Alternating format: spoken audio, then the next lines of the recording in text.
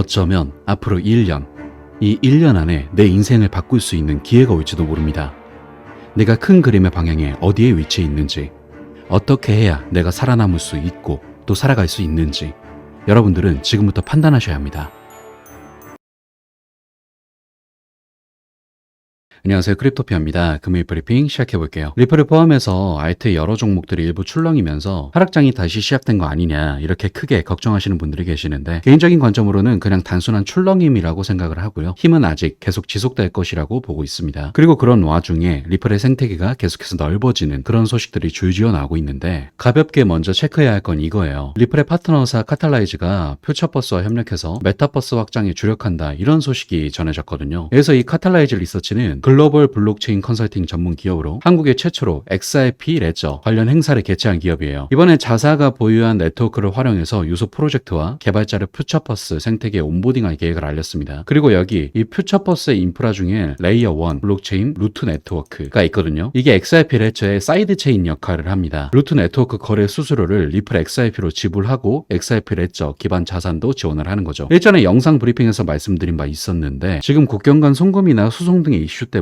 리플의 웹3 관련 NFT 산업 등의 분야는 관심을 덜 받는 그런 모습이 보이는데, XRP 레저에 벌써 NFT 300만 개를 돌파했고, 이로 인해 덱스 거래량도 390% 폭증하는 등의 모습을 포함해서 다방면으로 지금 생태계를 넓혀가고 있어요. 그래서 물론 지금 메타버스나 NFT 등의 관련 분야의 시장에 관심은 덜하지만, 다시 상승장과 함께 메타의 흐름이 돌아왔을 때 다시 출발할 수 있는 기반을 계속해서 쌓고 있다는 거 가볍게 체크하시고요. 이제부터가 핵심이죠. 독일 거대은행인 디지뱅크가 디지털 보관을 위해 리플과 제휴했다는 소식이 전해졌거든요. 그래서 이 독일 거대은행 디지뱅크는 2022년 12월 기준 관리 자산이 3천억 유로가 넘는 독일에서 세 번째로 큰 은행일 만큼 굉장한 규모를 자랑하는 곳인데, 이번 파트너십에 리플과 긴밀한 협력 관계를 맺고 있는 메타코도 도움을 주었다고 발표했어요. 이걸로 이제 기관 고객을 대상으로 암호화폐 보관 서비스를 선보일 수가 있게 된 건데, 이 서비스는 리플사가 개발한 플랫폼 기능을 활용할 예정입니다. 그리고 이 소식을 더욱 주목해야 하는 이유는 독일의 전통적인 은행이 블록체인을 수용하는 것을 의미한 거기 때문이거든요. 다시 말해 현재 은행 전반에 걸친 블록체인 통합을 지속적으로 진행하고 있는 리플의 입장에서도 엄청난 성과를 거뒀다는 걸 보여주기도 해요. 또한 독일은 올해 초 도이치 베르타피어 서비스 뱅크가 디지털 자산 거래 플랫폼을 도입해서 독일 지역은행 1000곳 이상이 암호화폐 산업에 진출할 수 있는 관문을 제공한 바 있거든요. 그리고 또 도이치뱅크가 지배 지분을 보유하고 있는 DWS 그룹이 암호화폐 관련 거래소 상품의 유럽 출시 계획을 공개하기도 했어요. 즉 GDP 세계 4위 유럽 최고의 경제 대국인 독일이 암호화폐에 대해서 수용하는 자세를 계속해서 보여주고 있고, 그리고 핵심적으로 유럽의 초대형 은행인 리플 XRP를 채택했다는 것은 궁극적으로 개인이나 기관, 고객들이 XRP를 포함한 시장의 수요를 촉진시켜줄 것이고, 이 말은 나아가서 유럽에서 리플 생태계를 정말 크게 넓히고 확장시킬 수 있는 그런 시작점이 되는 소식이라고도 할 수 있어서 관련 호재가 계속해서 나올 빅 소식이 아닌가 생각이 들어요. 자, 그리고 다음 일전 두바이 금융서비스청이 리플을 공식 가상자산으로 인정하면서 4,000개 이상의 기업이 입주해 있는 경제특구에서 개인이나 기관 등에 의해 거래될 수 있게 됐었죠. 이것만으로도 매우 큰 호재였는데, 여기서 멈추지 않고 암호화폐 규제에 대한 두바이의 열린 자세가 다른 지역, 특히 중동과 북아프리카 지역에서 XRP의 채택 기회를 확대할 수 있을 것이라는 전망이 나오고 있어요. 어쨌든 현재 전 세계적으로 암호화폐에 대한 규정이 명확하지 않기 때문에 지금 리플이 SEC와 소송 중인 것이기도 한데, 특정 국가에서의 승인은 사례별로 다른 결과를 가져올 가능성이 높아요. 예를 들면 두바이의 승인으로 XRP의 접근성이 확대되고 리플렛에서 새로운 지역 결제 솔루션이 등장할 수 있고, XRP에 대한 규제가 명확해졌기 때문에 기업과 투자자들의 채택률 또한 높아지게 될 수 있기 때문이거든요. 그리고 이 두바이에서 열리는 리플스웰, 지금 이 리플스웰에서 리플의 기업 IPO가 발표되냐 안 되냐, 새로운 소식이 있냐 없냐 등 최대 관심사가 되고 있는데, 이 관련 소식에 대해서는 일전 영상에서도 깊게 다뤘기 때문에 넘어가도록 하고, 공교롭게도 리플스웰 날짜 중에 리플과 SEC의 합의 미팅 일정을 보고하라고 했던 날짜가 현지 시간으로 11월 9일인데 리플스웰 관련 호재와 소송 관련 호재가 겹치는 겹호재 상황에 대한 기대감으로 인해 일전 XRP의 상승에 크게 영향을 준 것으로 보이는데, 정확히 말하면 이 날은 미팅 날짜가 잡힌다라는 것이고 합의를 한다라는 건 아니기 때문에 기대감만으로 지금의 상승을 이뤄냈어요. 하지만 여기서 참고하라고 말씀드렸던 내용 중 하나는 지금의 상승이 말 그대로 기대감 때문에 이런 상승을 보여준 거라서, 만약 스웰에서 별다른 소식이 나오지 않으면